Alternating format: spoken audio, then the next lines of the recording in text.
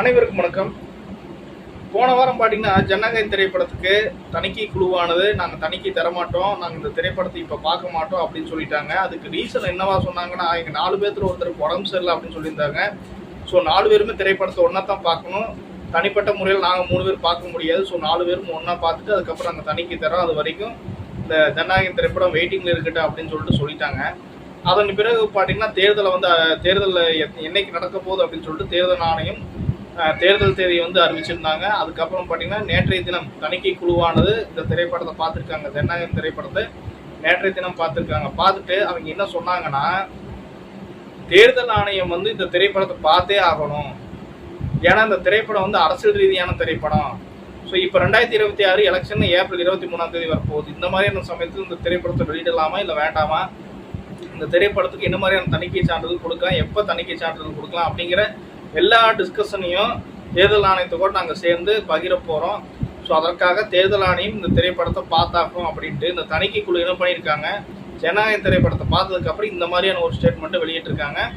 இந்த திரைப்படத்தை தேர்தல் ஆணையம் பார்க்கணும் அப்படிங்கிறதுக்காக இந்த ஜனநாயக திரைப்படத்தை தேர்தல் ஆணையத்துக்கு பரிந்துரை பண்ணியிருக்காங்க.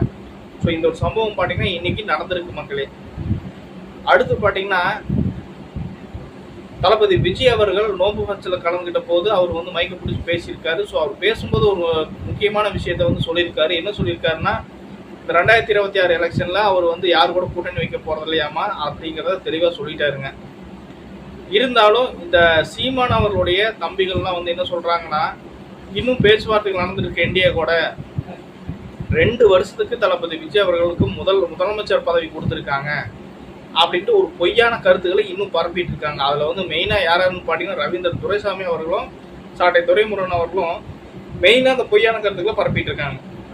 இது ஒரு புறம் இருக்கு. இன்னொரு புறம் பார்த்தீங்கன்னா, தளபதி விஜய் அவர்களுக்கு எதிராக எடப்பாடியார் இன்னைக்கு குரல் கொடுத்துருக்காரு. என்ன சொல்லியிருக்காருன்னா, எடப்பாடி பழனிசாமி அவர்கள் இன்னைக்கு தளபதி விஜய் அவர்களுக்கு எதிராக என்ன சொல்லியிருக்காருன்னா, என்டிஏ கூட்டணியில் விஜய் அவர்களை சேர்த்தாதீங்க, அப்படி சேர்த்துனீங்கன்னா நாங்கள் யாரும் இருக்க மாட்டோம். அதே மாதிரி என்டிஏ கூட்டணிக்கு விஜய் சேர்த்துறது ஆபத்து. அது மட்டும் இல்லாமல் தளபதி விஜய் அவருக்கு நீங்கள் துணை முதல்வர் பட்டம் கொடுக்கறதா சொன்னீங்க, அதெல்லாம் ஒன்றும் கிடையாது, எந்த ஒரு பதவியும் கிடையாது அவங்களுக்கு. அப்படி கொடுத்தீங்கன்னா நீங்கள் கடுமையான சூழலை தமிழ்நாட்டில் சந்திக்க வேண்டியிருக்கு அப்படின்னு சொல்லிட்டு இந்த மாதிரி எடப்பாடியார் அவர்கள் பேசியிருந்தாருங்க. ஸோ விஜய் அவர்கள் சேர்த்துனா அப்போ எடப்பாடியார் அவர்களுக்கு எல்லாமே பறி போயிடும் அப்படிங்கிறது அவருக்கே தெளிவாக தெரியும் போல் இருக்கு. ஸோ இந்த மாதிரியான இவ்வளோ சம்பவங்கள் இன்னைக்கு நடந்திருக்கு மக்களே. இதை பற்றின உங்களோட ஒப்பீனியன் கமெண்ட் செக்ஷன் சொல்லுங்கள். மறக்காம என்னோட சேனல் சப்ஸ்கிரைப் பண்ணுங்கள். நான் அடுத்த டாபிக் சந்திக்கிறேன். நன்றி மக்களே.